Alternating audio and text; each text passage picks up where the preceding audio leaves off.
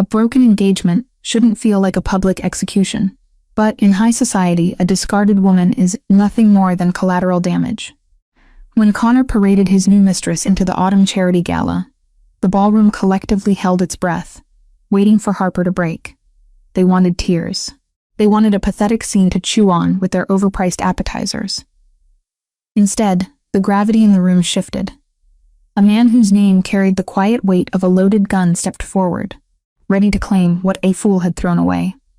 The champagne tasted like battery acid. Harper took another sip anyway, letting the sharp fizz burn the back of her throat. It gave her something to focus on, besides the suffocating weight of 300 pairs of eyes. The Beaumont Autumn Gala was always a sterile affair held in a downtown hotel ballroom that smelled faintly of industrial carpet cleaner and expensive perfume. Tonight the air felt thicker, stale. Harper stood near a towering ice sculpture of a swan, watching it slowly weep onto a bed of crushed ice. She felt a profound kinship with the melting bird. She shouldn't have come. That was the consensus. She could see it in the tight, pitying smiles of the women who passed her and the averted gazes of the men who used to shake her hand and ask about her legal practice.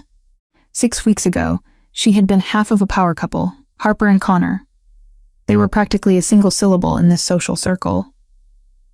Now she was just the woman who didn't see it coming. She shifted her weight, the ball of her right foot throbbing against the unforgiving sole of her stilettos.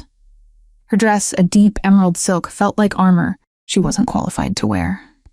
She had bought it 3 days ago in a fit of defiance. "I will not hide," she had told herself in the fluorescent glare of the fitting room. "I am not the one who did something wrong." It was a beautiful sentiment. It was also entirely useless in practice. A sudden shift in the room's ambient noise pulled her from her thoughts. The low hum of polite conversation dipped, then spiked into a sharp, jagged static of whispers.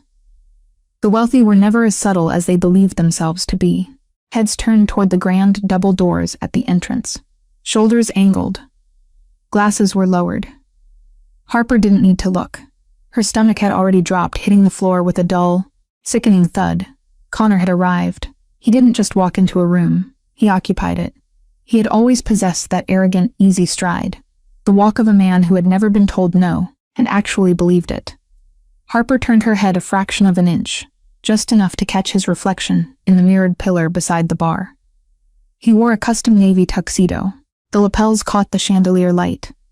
He looked effortlessly handsome, perfectly groomed, and utterly unbothered. But it wasn't Connor that caused the whispers. It was the woman clinging to his arm. Paige. Harper felt a cold sweat break across the nape of her neck. Paige was younger, 24 to Harper's 30. She worked as a junior associate at Connor's private equity firm. When Harper had first found the texts, paragraphs of hollow, cloying desperation sent at 3 a.m, she had almost laughed. It was such a miserable cliché. The boss and the subordinate, the late nights at the office, the sudden, unexplained business trips to Chicago. Confronting him hadn't yielded an apology. It had yielded a lecture. Connor had stood in the kitchen they had remodeled together, leaning against the marble island, and told her that they had simply outgrown each other. He had made it sound like an administrative error. And now here they were, making their society debut. Paige was wearing a dress the color of crushed pearls. It clung to her in ways that demanded attention. She was smiling, but it wasn't a nervous smile.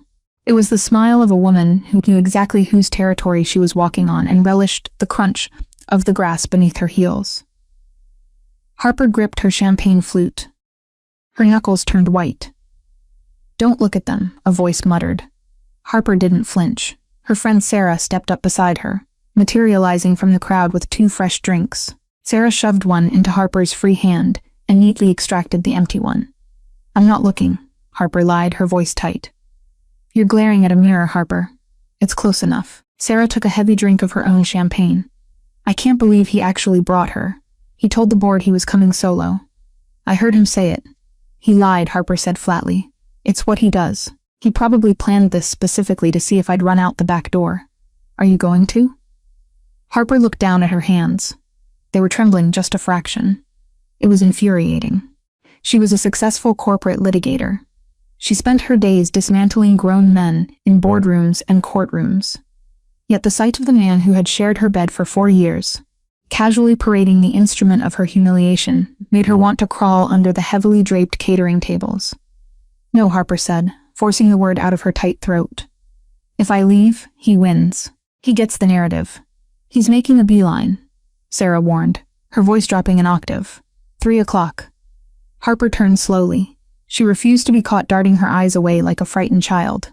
She squared her shoulders, feeling the cold silk of her dress slide against her skin, and faced the inevitable.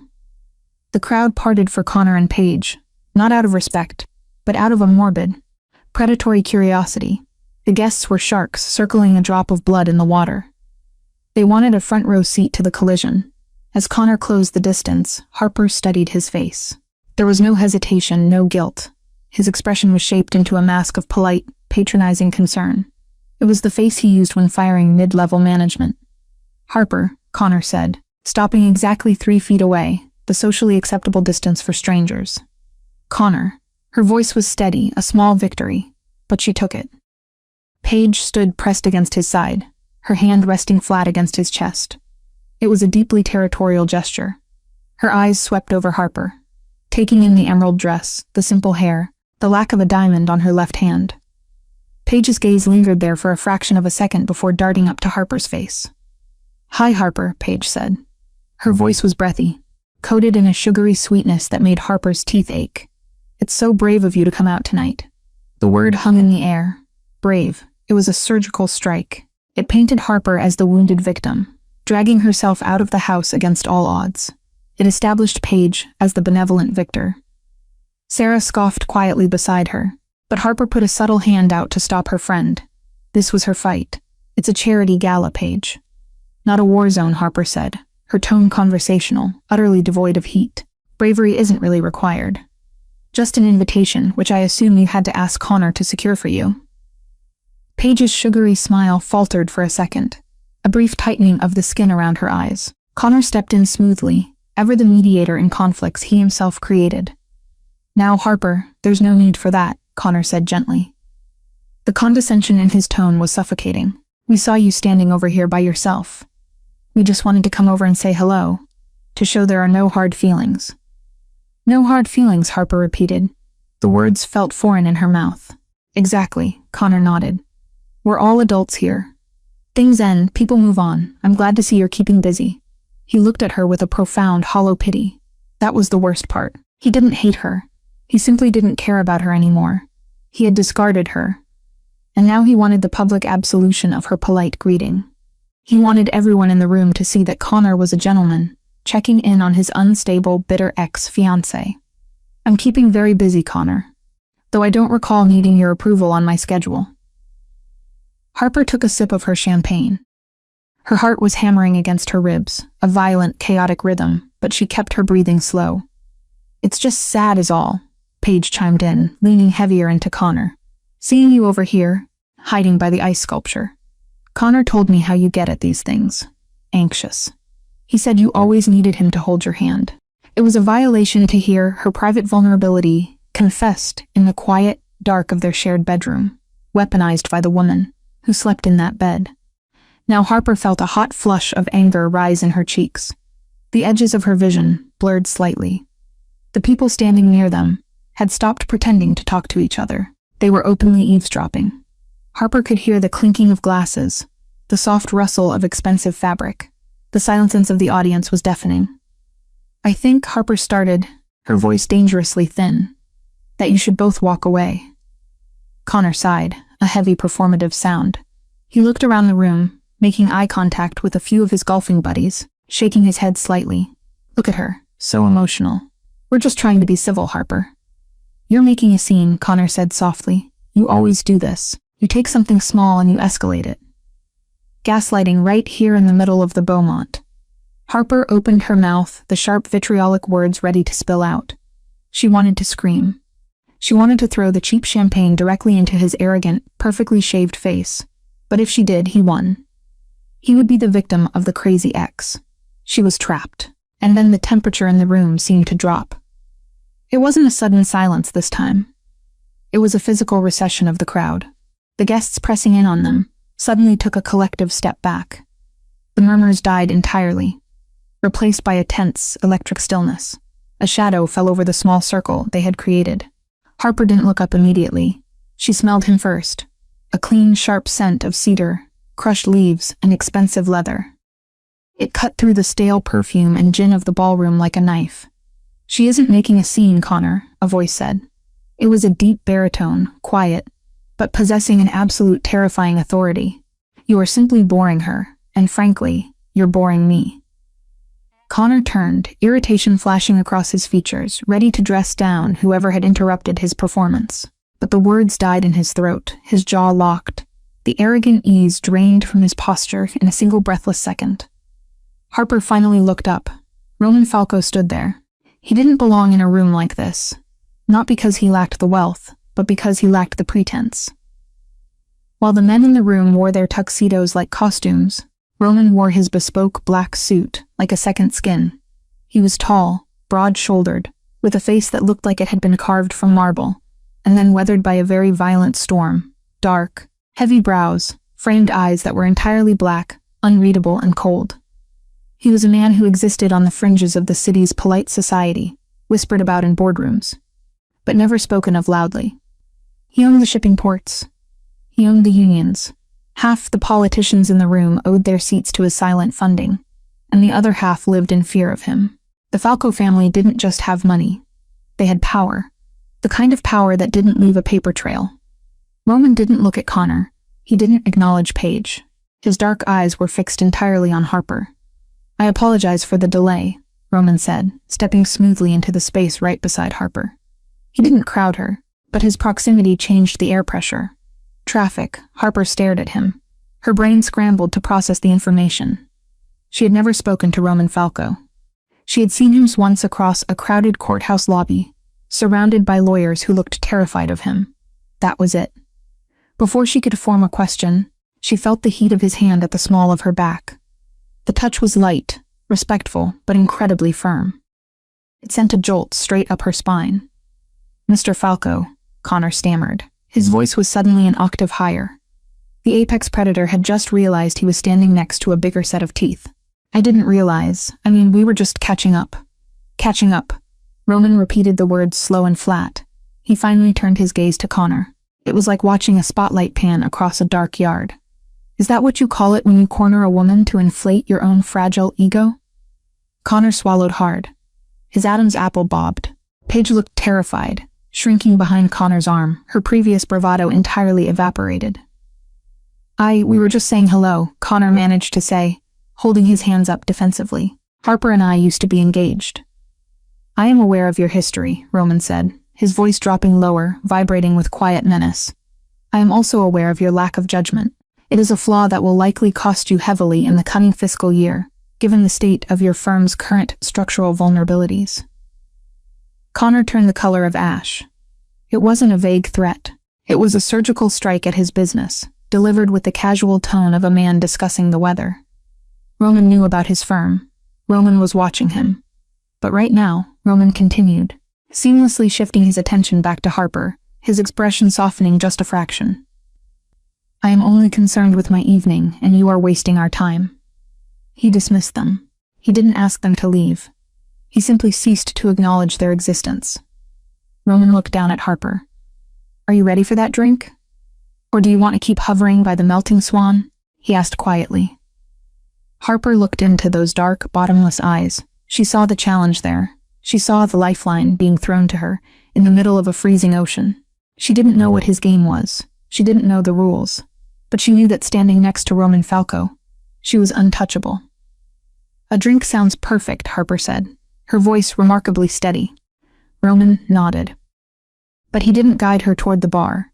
Instead, he turned fully toward her. His hand moved from her spine, sliding up the bare skin of her back to cup the nape of her neck. His fingers were warm, rough with calluses. Harper gasped quietly, her eyes widening. The room around them ceased to exist. Roman stepped into her space. "Hold still," he murmured, his breath brushing against her cheek. Before she could process the command, he leaned down and kissed her. It wasn't a gentle, polite greeting. It was a slow, deliberate consumption. His lips moved over hers with absolute authority. demanding a response that Harper gave involuntarily. She felt the heavy slide of his suit jacket against her bare arms, tasted the faint, sharp bite of expensive whiskey on his tongue. The kiss grounded her, tethering her to the floor while the rest of the world spun violently out of control. A collective audible gasp rippled through the crowd. Someone dropped a glass. It shattered loudly against the floor, but neither Roman nor Harper pulled away. Roman's thumb traced the line of her jaw, his grip firm, a possessive anchor in a sea of prying eyes. Harper's hands fluttered, then landed on his chest, her fingers curling into the crisp fabric of his shirt. Her heart wasn't hammering with panic anymore. It was pounding with adrenaline. When he finally broke the kiss, he didn't step back. He stayed close, his forehead hovering mere inches from hers, his dark eyes locked onto hers, stripping away the armor she had worn all night. "Let them look," Roman whispered, his voice meant only for her ears. Harper blinked, her breathing shallow, her lips tingling. She slowly turned her head. Connor looked like he had been physically struck. His mouth was slightly open, his face flushed a mottled, ugly red. The smug arrogance was gone, replaced by a profound, agonizing realization of his own insignificance. Paige was staring at the floor, visibly shaking. Roman didn't look at them. He simply dropped his hand back to Harper's waist, his grip securely claiming her side. "Shall we?" Roman asked, his voice returning to its normal, calm cadence, as if he hadn't just upended the entire social hierarchy of the room. Harper looked at Connor one last time. There was no pain left. There was no embarrassment. There was just a sudden vast emptiness where her fear had been. "Yes," Harper said, tilting her chin up. "We shall." The walk from the ballroom to the valet stand took exactly 2 minutes, but to Harper it felt like a grueling, suspended hour. Roman kept his hand firmly on the small of her back. It was a calculated pressure. He was steering her, yes, but he was also physically anchoring her to the ground. Her knees felt like they were filled with sand. The adrenaline that had propelled her through the confrontation was rapidly burning off, leaving a cold, shaky exhaustion in its wake. The hotel lobby was a blur of gilded mirrors and thick carpeting. The ambient noise of the street seeped in as the heavy glass doors slid open, hitting Harper with a rush of crisp, biting autumn air. She took a sharp breath, her lungs expanding painfully against the tight bodice of her silk dress. "Breathe," Roman instructed quietly. A black sedan sat idling at the curb. It wasn't a flashy sports car. It was an armored vehicle, heavy and brutally functional. The kind of car designed to take a bullet and keep driving. A man in a dark suit stood by the rear door. He didn't look like a chauffeur. He had the thick neck and flat, watchful eyes of a bouncer. He opened the door as they approached, his gaze scanning the street over Roman's shoulder. "Get in," Roman said. Harper hesitated. The cold air was sobering. She looked at the dark interior of the car, then up at Roman's impassive face. 5 minutes ago, she had been a discarded fiancé, nursing a bruised ego. Now, she was standing on a curb with a man the district attorney's office had spent a decade trying to indict. "I have my own car," she said. Her voice sounded thin, stripped of the bravado she had summoned in the ballroom. "You have half a glass of cheap champagne in your system and a minor shock," Roman countered, his tone perfectly level. "You aren't driving, and you aren't waiting here for a cab while Connor regains his courage and comes out to offer you a ride home. Get in, Harper." He didn't raise his voice. He didn't have to. The simple, unvarnished logic of his argument dismantled her resistance. Connor would follow her out. He couldn't stand an unresolved narrative where he wasn't the victor. Harper gathered the fabric of her skirt and slid into the back seat. The interior smelled of rich leather and the faint, clean scent of cedar that clung to Roman. The door clicked shut with a heavy pressurized thud, instantly severing them from the noise of the city. Roman slid in beside her a second later, occupying the space with a quiet, overwhelming gravity. "Drive," Roman said to the man behind the wheel.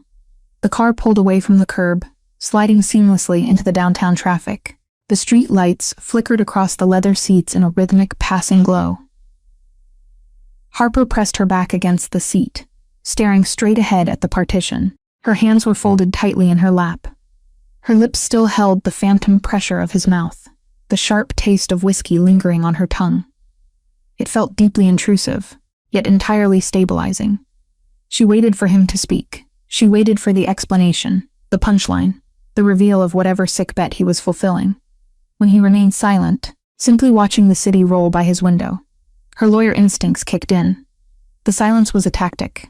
She used it in depositions all the time. Make the other person uncomfortable enough to speak first to concede ground. I charge $900 an hour for corporate consultation, Mr. Falco, Harper said, keeping her gaze fixed firmly on the partition. So, I'd appreciate it if you skipped the theatrics and told me exactly what that performance cost me. Roman turned his head. In the dim light of the cabin, his dark eyes caught the passing glare of a street lamp. A slow, genuine crack of amusement broke the hard line of his mouth. You think I staged a public spectacle at the Beaumont Gala for a free legal consultation? I think men like you don't do anything for free. Harper shot back, finally turning to look at him. You don't know me. I don't know you. You didn't just walk up to a crying woman out of the goodness of your heart. You weren't crying, Roman pointed out. If you'd been crying, I would have walked past you. I have zero interest in fragile things. They require too much maintenance. The sheer callous honesty of the statement made her blink. Then why? Roman shifted his weight, resting his arm along the back of the seat, his fingers mere inches from her shoulder. Because I despise Connor Hayes. I despise his firm.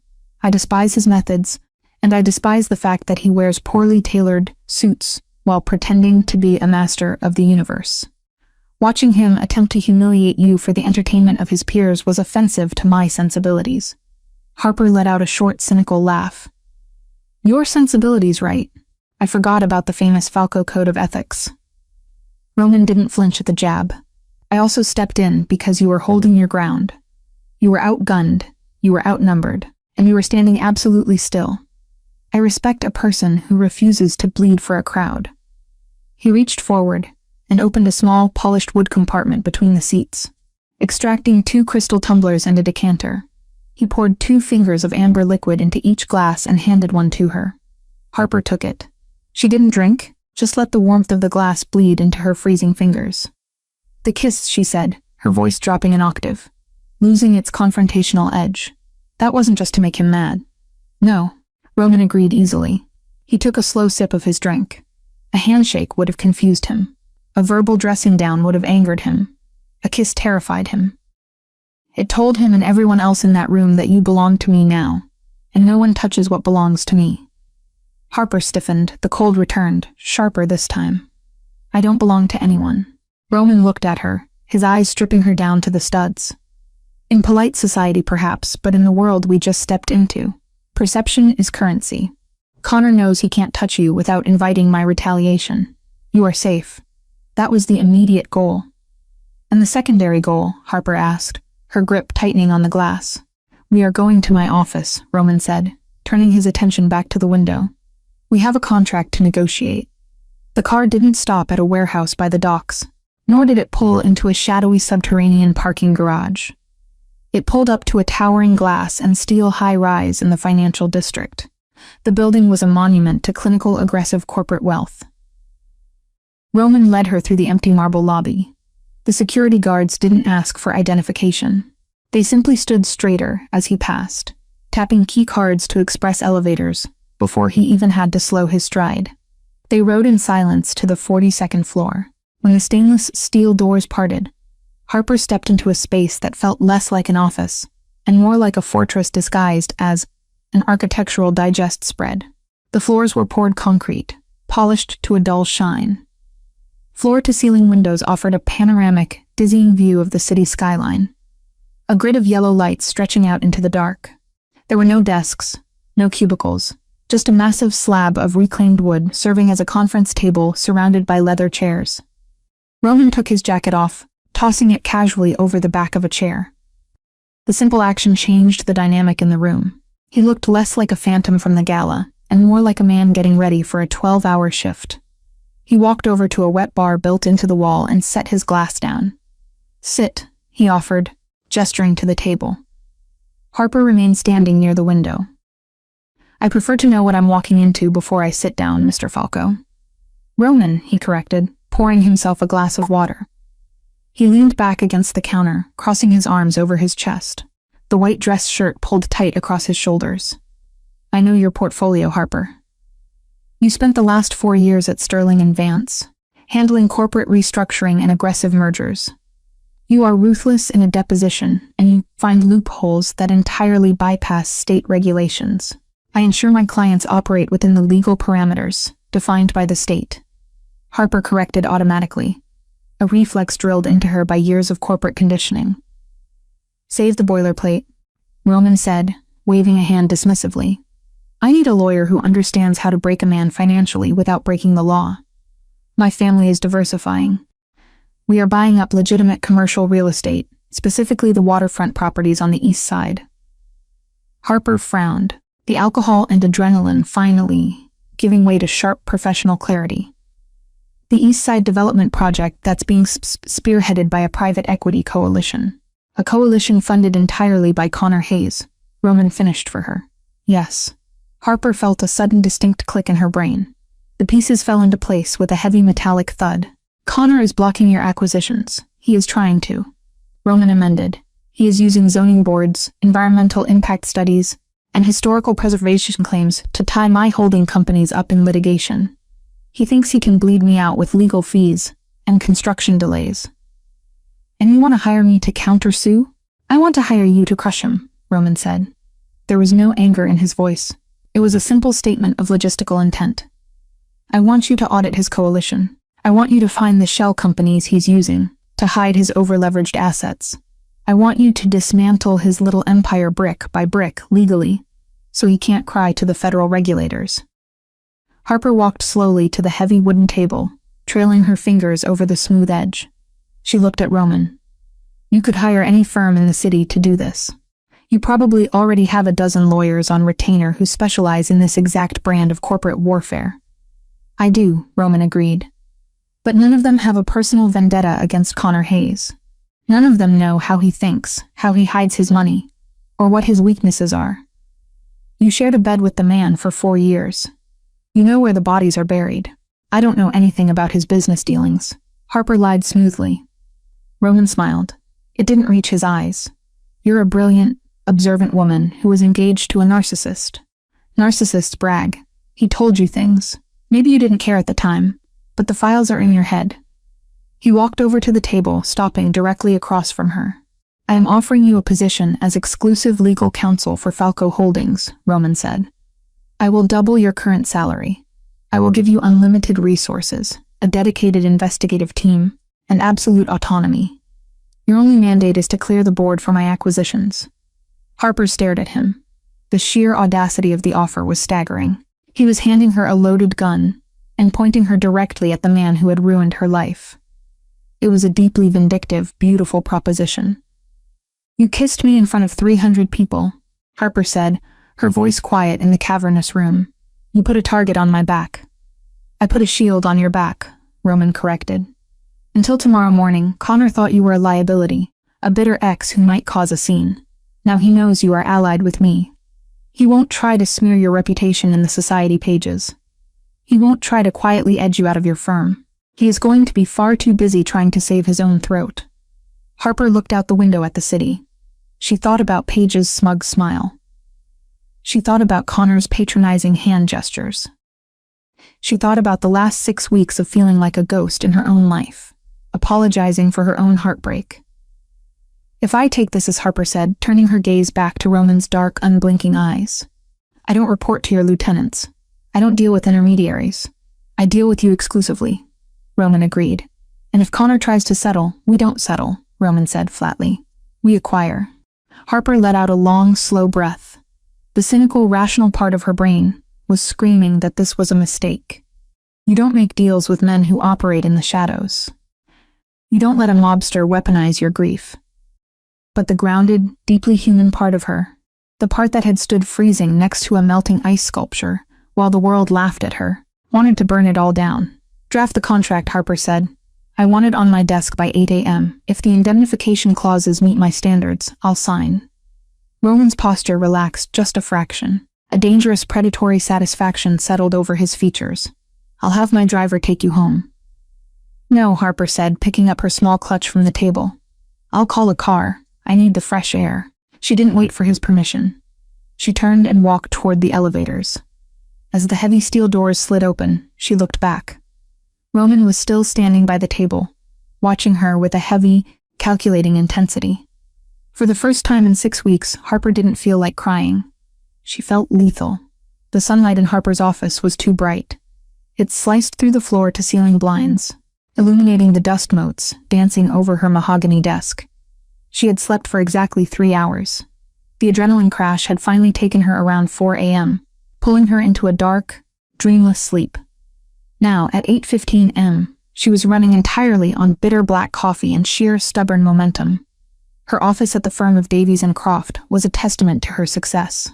It was a corner suite, decorated in muted grays and crisp whites. Usually it felt like a sanctuary.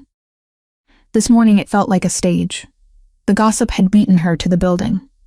She had felt it the moment she stepped off the elevator. The paralegals had stopped talking abruptly. The junior associates had stared at their shoes as she walked past. Even the receptionist, a woman who had known Harper for 4 years, handed over her phone messages with a wide-eyed, terrified expression. Harper kissed Roman Falco. The narrative had mutated, of course. By the time it reached the water cooler, she wasn't just an allied business partner. She was the mafia boss's new obsession. She was dangerous by proxy.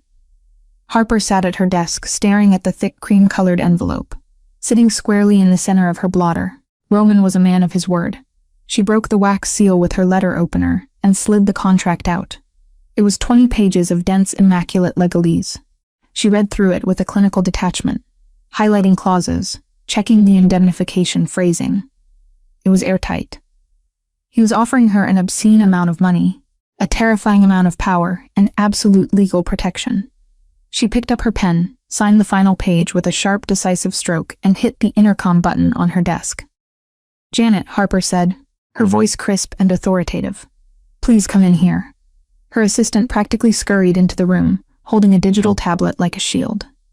"Yes, Miss Hayes. It's just Harper, Janet," she corrected smoothly. "I need you to scan this contract and send it to the courier address listed on the front page.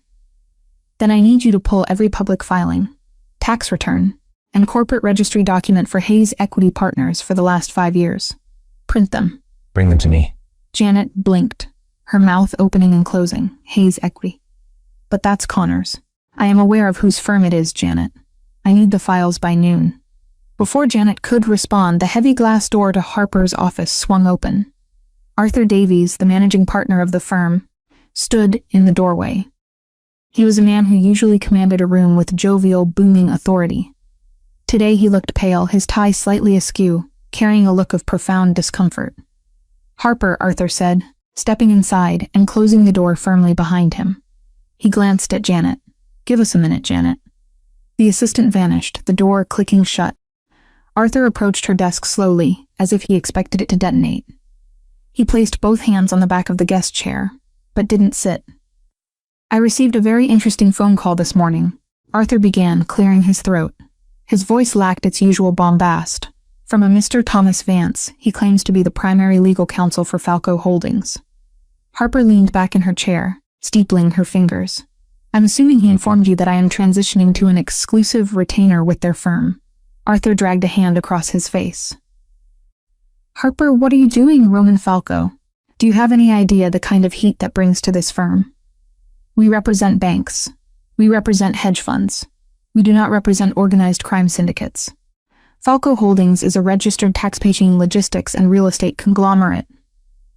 "Arthur," Harper said calmly, citing the exact phrasing from the contract she had just signed. "They are entirely legitimate on paper, and they are paying double my current billing rate to secure my exclusive services." "It's dirty money," Arthur hissed, leaning forward. "And the rumor mill. Harper, my God. Connor called me at 6 a.m. in an absolute panic. He said you sicked Falco on him at the Beaumont last night. He's demanding we fire you, claiming a conflict of interest." Harper felt a cold, sharp spike of satisfaction. Connor was panicking. The polished, arrogant man who had discarded her like a broken toy was calling his former boss at dawn, begging for protection. "Connor Hayes is not a client of this firm," Harper stated, her voice dropping to a hard, unyielding register. "Therefore, there is no conflict of interest. As for firing me, you can certainly try, Arthur, but I suggest you review the retainer agreement Falco Holdings just sent over. If you terminate my employment, the Falco family will consider it a breach of contract. Arthur froze. He stared at her, genuinely horrified. Are you threatening the firm? I am informing you of the legal reality of the situation, Harper said smoothly. I am staying in this office. I am using my team, and I am going to audit Connor Hayes until his firm bleeds out on the pavement. You get to keep 20% of my billing for the privilege of housing me. I suggest you take the money and look the other way, Arthur. It's what you do best. The managing partner opened his mouth, closed it, and slowly backed away from the desk. He didn't recognize the woman sitting in front of him. 6 weeks ago, Harper had taken 3 days off to cry in her apartment. Today she was holding the entire firm hostage with a single signature. You're playing a very dangerous game, Harper, Arthur warned quietly, his hand on the doorknob. Men like Falco don't respect boundaries. When he's done using you to hurt Connor, he'll own you. Nobody owns me, Harper replied. Arthur left, the heavy door shutting behind him. Harper sat in the silence of her office. Her heart was beating a slow, heavy rhythm. The fear was there, a low hum in the back of her mind, but it was eclipsed entirely by the purpose. Her desk phone rang. It wasn't the internal line.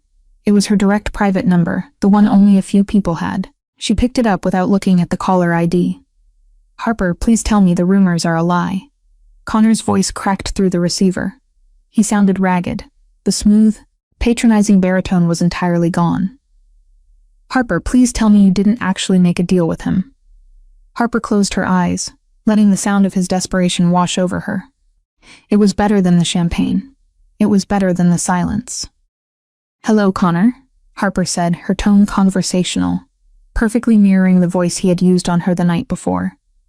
I'm afraid I'm quite busy this morning. I'm keeping very busy, just like you suggested. Harper, he's a monster. You don't know what you're doing. He's already pulled the zoning permits on the dock project. My investors are threatened to pull out. You have to call him off. I don't call him off, Connor. I just point him.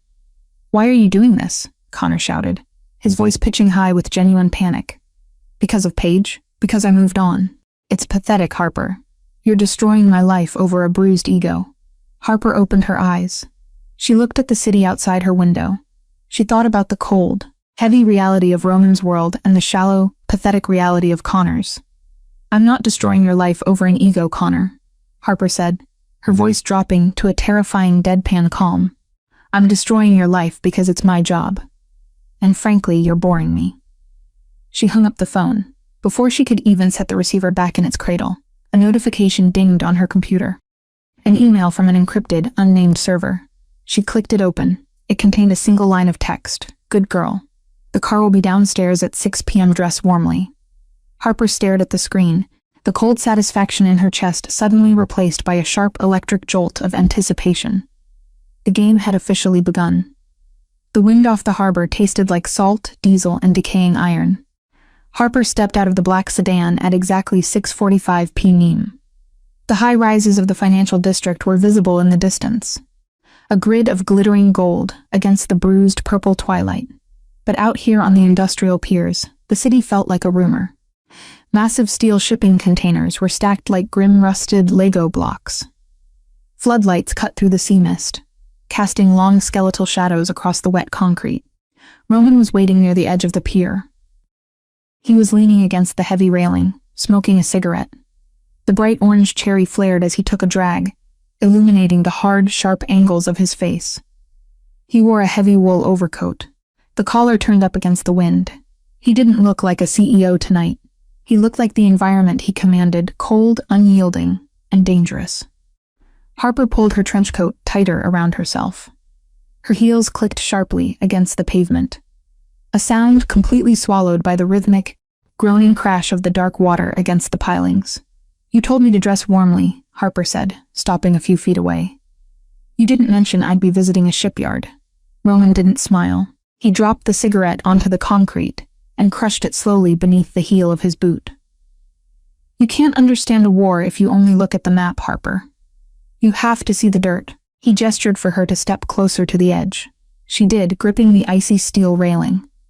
Below them, the black water churned. Across the channel, a massive swath of waterfront property lay dormant, Chain link fences topped with razor wire surrounded acres of empty warehouses and cracked asphalt. "That is the East Side Development Project," Roman said. His voice was barely louder than the wind, yet it carried with absolute clarity. 30 acres of deep water access. Connor looks at that and sees luxury condos, boutique coffee shops, and a marina for yachts that leave port twice a year. He sees a sterilized playground for the people we drank champagne with last night. "And what do you see?" Harper asked, turning her head to look at him. Roman kept his eyes on the dead land across the water. "I see a logistical throat. Whoever controls that port controls 20% of the commercial freight entering this seaboard. I don't want to build coffee shops, Harper. I want to control the supply chain that brings the coffee into the country." The scale of his ambition hit her like a physical weight. Connor was playing a game of status. Roman was playing a game of empires. "He blocked the zoning permits," Harper said, shifting into the analytical space where she felt safest. "He used a coalition of shell LLCs to buy up the surrounding residential blocks, then filed environmental injunctions claiming your freight traffic would violate noise ordinances. He bought the local alderman," Roman corrected bluntly, "and he is using a dummy corporation based in Delaware to funnel the bribe money as consulting fees." Harper frowned. "I can prove the shell companies belong to his private equity firm. Give me a week. The paper trail is always there, no matter how much they pay accountants to bury it." Roman finally turned to look at her. The floodlights caught his dark eyes, making them look completely pitch black. "I don't just want you to find the paper trail. I want you to weaponize it. I want Connor to wake up one morning and find that the ground he's standing on is owned by me." He stepped closer. The smell of the ocean was suddenly replaced by the scent of his cologne, cedar and soak. He reached out, his gloved hand brushing a stray lock of hair that the wind had whipped across her cheek. "Are you afraid of this, Harper?" he asked quietly. It was a genuine question. There was no mockery in it. Harper looked at the rusted cranes, the black water, and the man standing in front of her. She thought about the sterile, predictable life she had mapped out with Connor, the country club dinners, the polite, suffocating arguments, the inevitable, quiet betrayal. "No," Harper said. Her voice didn't shake. "I'm not afraid. I'm angry. And I am very, very good at my job." Roman's hand lingered on the side of her neck for a fraction of a second, his thumb pressing lightly against her pulse point. He felt the steady, calm rhythm of her heartbeat. A slow, dangerous smile broke across his face. "Good," Roman said softly. "Then let's go build a guillotine." It took exactly 32 days. Harper didn't sleep much during that month. She operated out of a private conference room on the 42nd floor of Falco Holdings, surrounded by whiteboards covered in corporate structures, banking records, and property deeds. She systematically dismantled Connor's financial architecture. It was brutal, meticulous work. Connor was not a genius. He was simply a man born on third base who believed he had hit a triple. He had over-leveraged his assets, using the same commercial properties as collateral for multiple loans across different banks. It was a house of cards held together by arrogance and fraudulent accounting. The killing blow was scheduled for a Tuesday morning in the neutral territory of a mediator's office downtown. Harper wore a tailored charcoal suit. She carried a single slim leather briefcase. As she walked into the glass-walled conference room, the temperature seemed to drop. Connor was already there. He sat at the head of the long oak table, flanked by two senior partners from his legal team. Paige sat slightly behind him, holding a tablet, looking like a woman trying very hard to appear indispensable. Connor looked terrible. The confident golden boy veneer had cracked. There were dark circles under his eyes, and his suit hung slightly loose on his frame. The past month of legal hemorrhaging had aged him 5 years. He glared at Harper as she took her seat at the opposite end of the table. "This is a waste of time," Connor snapped, leaning forward. "We aren't lifting the environmental injunctions on the East Side docks, Harper. And this pathetic harassment campaign you've been running is bordering on extortion." Harper didn't open her briefcase. She simply folded her hands on the table. "I'm not here to negotiate the environmental injunctions, Connor. I'm here to execute a transfer of assets." Before Connor could respond, the door to the conference room opened. Roman walked in. He didn't bring lawyers. He didn't bring muscle. He walked in alone, wearing a midnight blue suit, projecting a quiet, absolute authority that immediately sucked the air out of the room. Connor's lawyers physically recoiled, sinking lower into their leather chairs. Roman walked the length of the room and took the seat directly to Harper's right. He leaned back, unbuttoned his jacket, and looked at Connor with the mild curiosity of a man inspecting a damaged piece of furniture. "Proceed, Miss Hayes," Roman said quietly. Harper finally unclasped her briefcase. She pulled out a stack of 3 thick, bound folders and slid them down the polished oak table. They stopped directly in front of Connor. "What is this?" Connor asked, refusing to touch them. "That is a comprehensive audit of your private equity firm," Harper said, her voice crisp and clinical. "Specifically, it details the fraudulent cross-collateralization of the Hudson commercial blocks. You used the same 3 buildings to secure loans from Capital Fidelity and Union Mutual, hiding the debt through a shell company in Delaware. A company, I might add, that lists your personal assistant as the primary shareholder." Paige stiffened in her chair, her face draining of color. She looked at Connor, panic flaring in her eyes. "Connor." Connor didn't look at her. He stared at the folders, a bead of sweat tracing the line of his jaw. "You hacked our servers. This is inadmissible. I subpoenaed your servers during the discovery phase of the defamation lawsuit I filed against you 3 weeks ago," Harper corrected smoothly.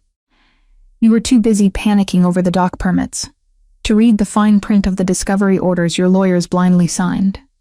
She leaned forward, dropping the lawyerly detachment. She wanted him to feel this. "You are bankrupt, Connor. You are worse than bankrupt.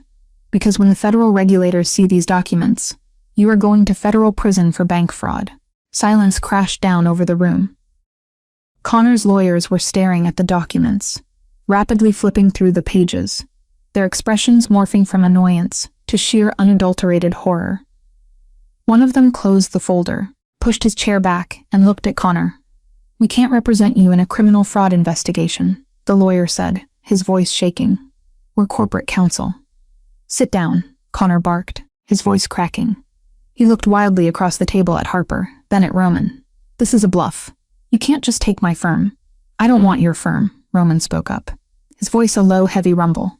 "Your firm is toxic. I want the 30 acres of residential property you bought up around my docks. The property you purchased with those fraudulent loans."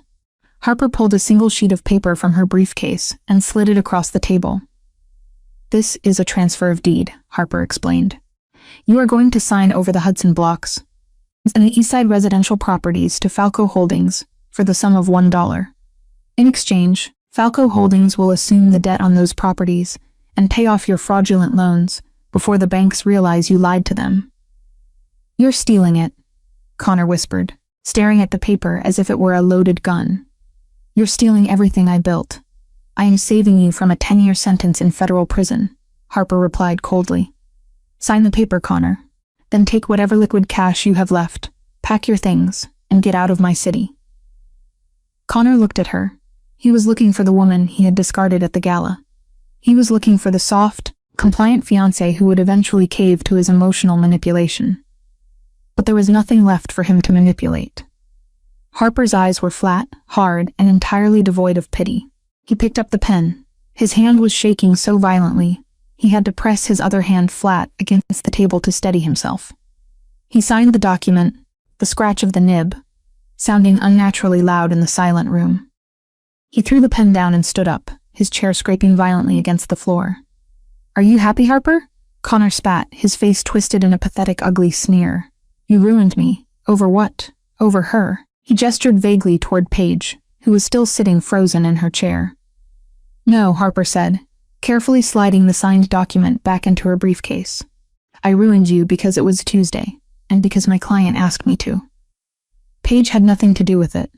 She looked past Connor to the young woman sitting against the wall. Paige looked terrified, staring at the shattered remains of the powerful man she had hitched herself to. The money was gone. The status was gone. All that was left was a sweating, broke fraud. "You should probably call a cab, Paige," Harper said, her tone indifferent. "I highly doubt he can afford his car payments this month." Paige stood up, clutching her tablet to her chest. She didn't look at Connor. She walked quickly out of the conference room. the heavy glass door shutting behind her with a definitive click. Connor stood alone at the head of the table. His lawyers had already packed their briefcases. Quietly edging toward the door, he was entirely, completely isolated. Roman stood up. He buttoned his suit jacket, adjusting his cuffs with slow, deliberate precision. He didn't say a word to Connor. He simply looked at him, acknowledging his ruin, and then turned his back. "Let's go, Harper," Roman said.